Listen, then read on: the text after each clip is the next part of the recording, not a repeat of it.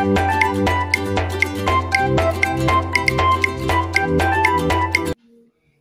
mga momshi!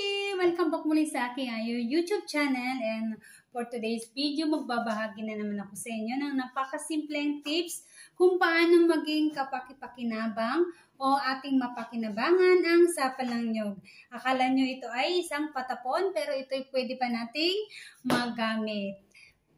And ang ating gagawin ngayon sa ating sapal ay gagawa tayo ng budbod na ito ay pwedeng pang topping ito ay ginagamit sa toppings ng sapin-sapin o kaya mga kakanin. And kung paano mga momshi, let's go and let's start. Ayan mga momshi, mainit na yung ating palayok. So lalagyan natin ating sapal.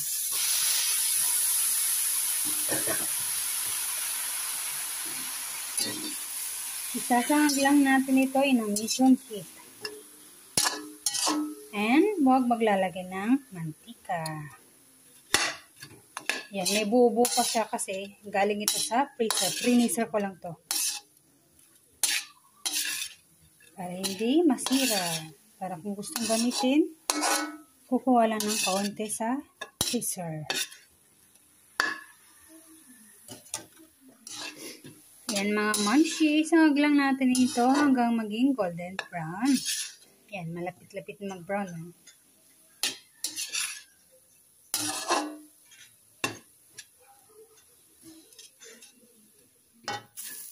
Yan mga momshi, brownish na siya. Oh. So, lalagyan natin ito ng 4 tablespoons of sugar.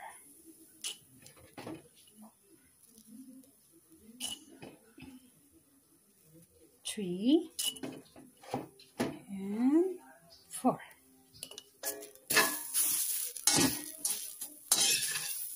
Mix lang natin.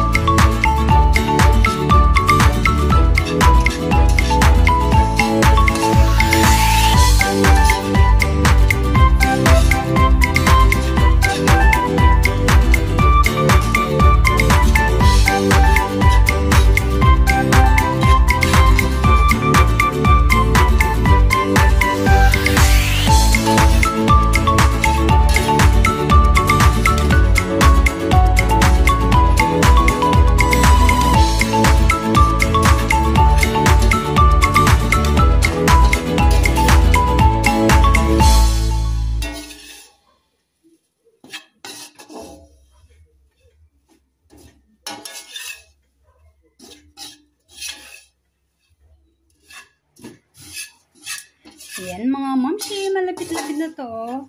Brown na siya. Antayin lang natin totally maging brown yung ating sapal at ito ay luto na.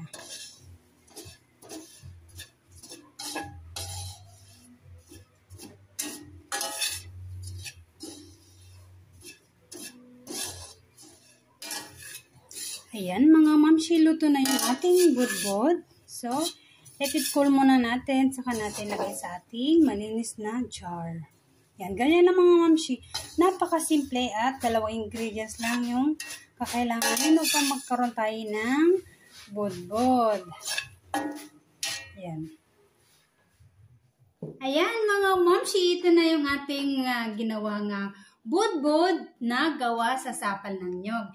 Pero pwede rin ang yung kinayod na nyog, yung hindi pinipiga, pwede rin yon mas masarap, pero okay din ito mga momshi para walang tapon sa ating sapal.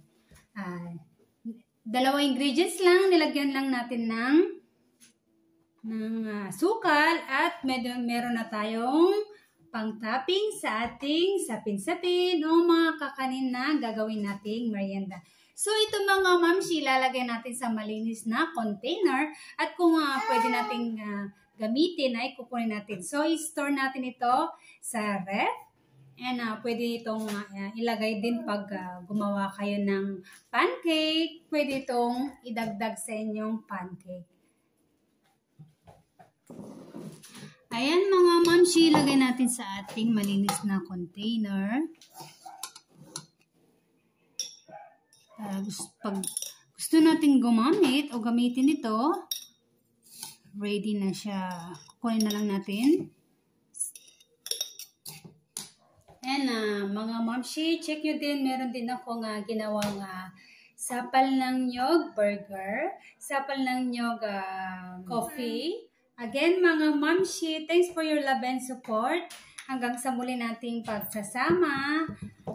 Bye and God bless.